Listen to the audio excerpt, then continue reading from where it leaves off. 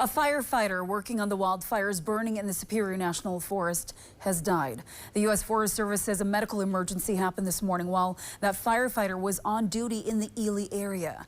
They were transported to a medical facility for treatment, and after arriving, they passed away. As of right now, the Forest Service has not identified the person who died or shared exactly how they died.